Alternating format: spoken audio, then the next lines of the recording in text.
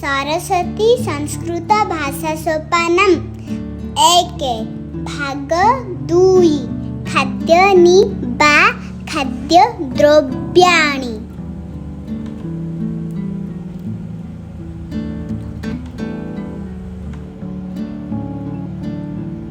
नमो गणेश विघ्नेश गिरिजानन्दनं प्रभु मम विघ्न विनाशाय गणाधिपतये नमः नमः।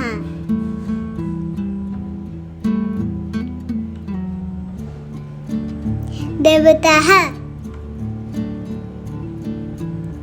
ब्रह्मा विष्णु महेश्वर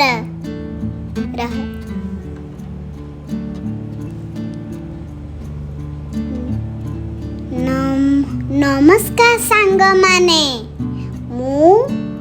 मु आराध्या पंडा एही भिडियोटी मो बापा आम समस्तिंक पाई बनेइछंती। एथिरे आमे खाद्य गुड़िकु संस्कृत रे अनुवाद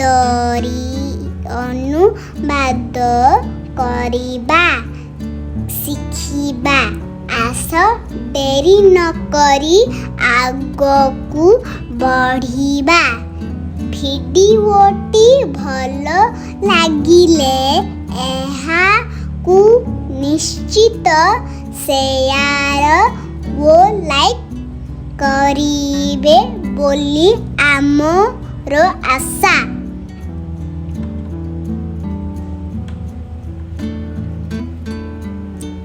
भात को कहती संस्कृत रे अन्नम।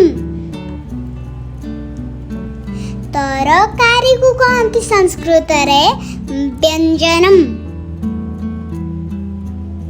दाली को कहती संस्कृत रे दालम। भजा को कहती संस्कृत रे भ्रजम।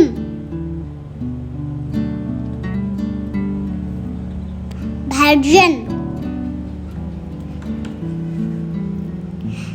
खट्टा को कहती संस्कृत रे अम्लम। खीरी को कहती संस्कृत रे पायसम। रोटी को कहती संस्कृत रे रोटिका। परोटा को कहती संस्कृत रे प्ररोटिका। दूध को कहती संस्कृत रे दुग्धम।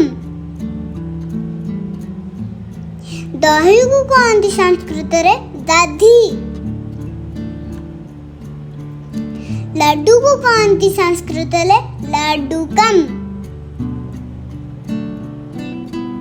पिठा को कहती संस्कृत रे पिष्टकम। साग को कहती संस्कृत रे साकम।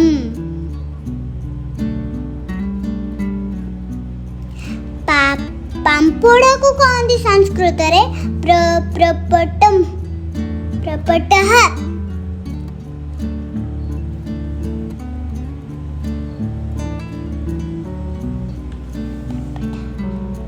चीनी को कहती संस्कृत रे शर्करा शर्करा।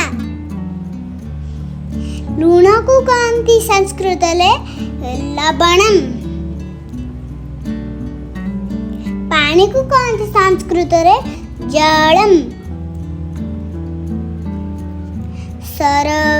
शरबत को कहती संस्कृत रे प्रपानकम।